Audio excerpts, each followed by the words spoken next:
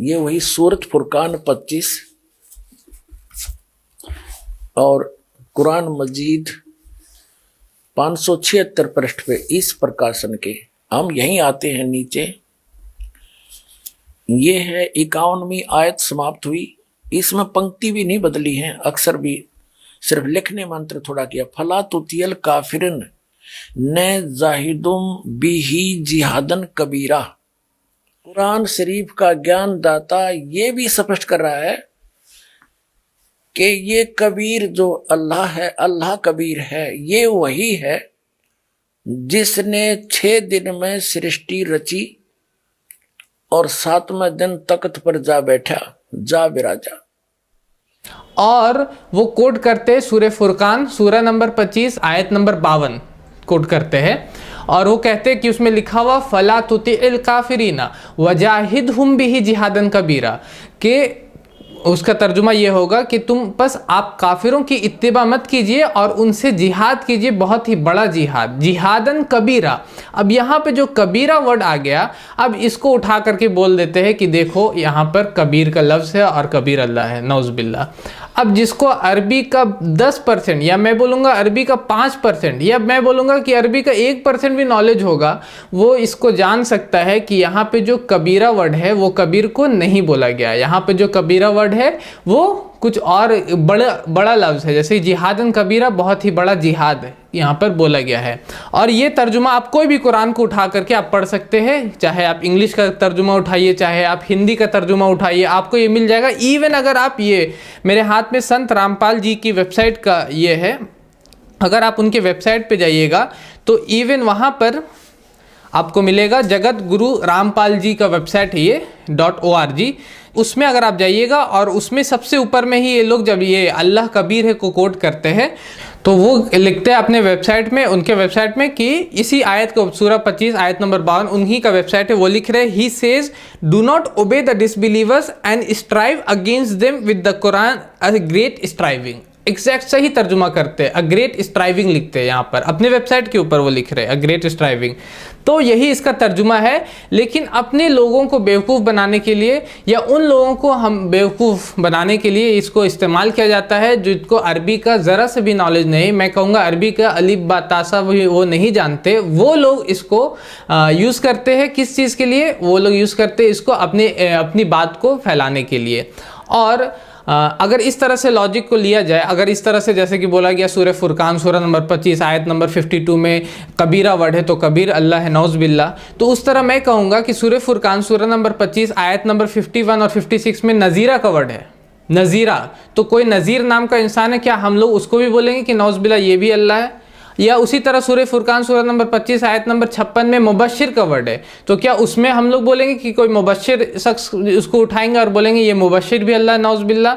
या उसी तरह सूरह फुरकान सूरह नंबर 25 आयत नंबर 55 में ज़हीरा का वर्ड है, वकानल काफिरू अला रब्बिही ज़हीरा, वहाँ पर लिखा हुआ है अला रब्बिही ज़हीरा। अब कोई बोल देंगे ये जो ज़हीर है, ज़हीर खान एक बहुत ही बड़ा इंडिया क्रिकेटर है, या इसी तरह ज़हीर कोई नाम का शख्स, उसको बोल देंगे हम कि नहीं ये ज़हीर खुदा है या ज़हीर अल्लाह है, नौज़ बिल्लाह। तो ये कितना ज़्यादा इलॉजिकल है, इसी से हम लोग को पता चल रहा है, जो कि ये लोग जिसको ट्रेंड करा रहे हैं ट्विटर के ऊपर।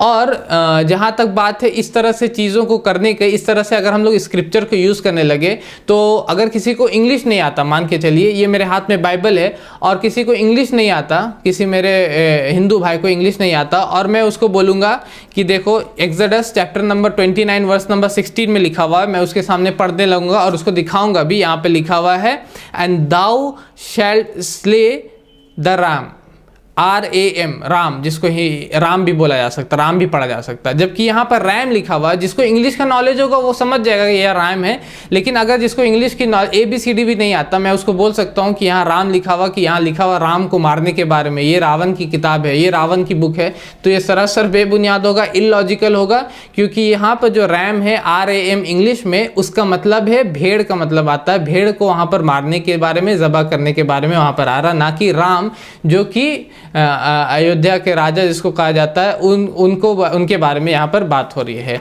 और इसी तरह कबीर के दोहे, क्योंकि संत रामपाल जी महाराज कबीरपंथी है और जो लोग इस तरह के ट्वीट कर रहे वो लोग भी कबीरपंथी है, तो कबीर के बहुत सारे दोहे हैं जिसको हम लोग इस तरह यूज़ कर सकते हैं, जिसको हम लोग इलॉजिकली यूज़ कर सकते हैं अगर किसी को हिंदी नहीं आता।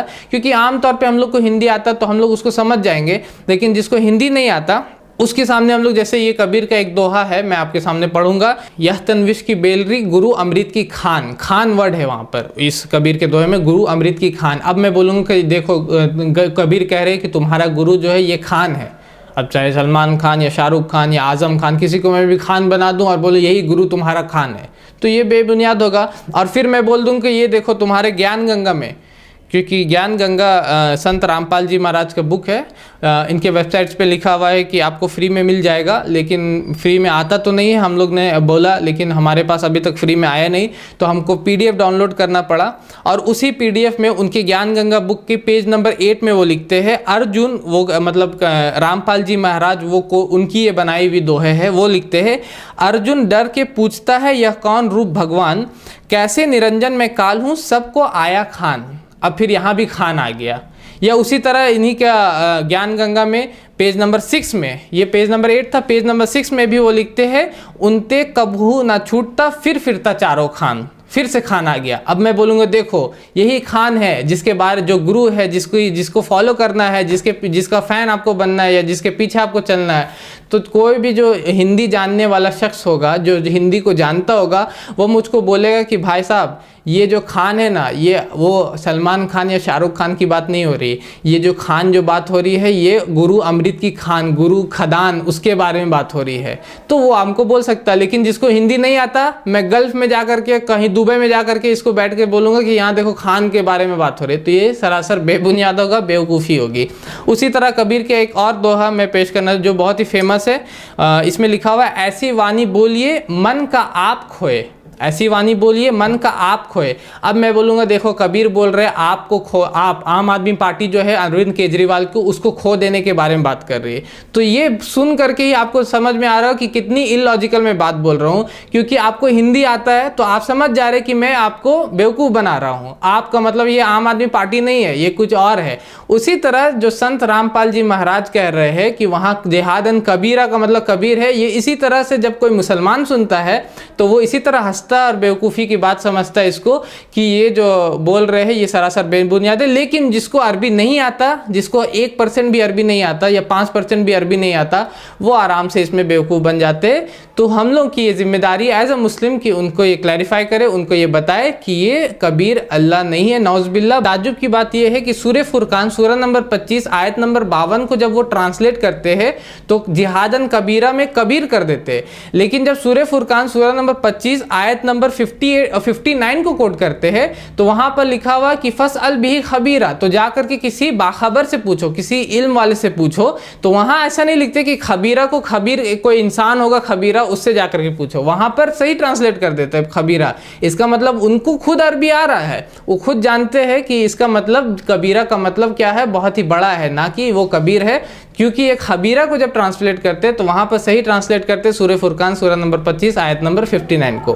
और यही अल्लाह के बारे में जो, क्योंकि कबीर अल्लाह है इस तरह से कोट किया जा रहा है, तो अल्लाह कौन है इसके बारे में कुरान में हमारे पास सूरह इखलास है, सूरह नंबर 112 कुरान का है, उसमें लिखा हुआ है, 4 लाइन की सूरह है। और खुद संत रामपाल जी महाराज की वेबसाइट जाइएगा तो उसके ऊपर भी सबसे एंड में अल्लाह कबीर है का जो आर्टिकल है उसके सबसे एंड में वो कोट कर रहे हैं इसी सूरह इखलास को, सूरह नंबर 112, बिस्मिल्लाहिर्रहमानिर्रहीम, कुल हुवल्लाहु अहद। सबसे पहला कहो कि अल्लाह एक है। और क्या कबीर एक थे?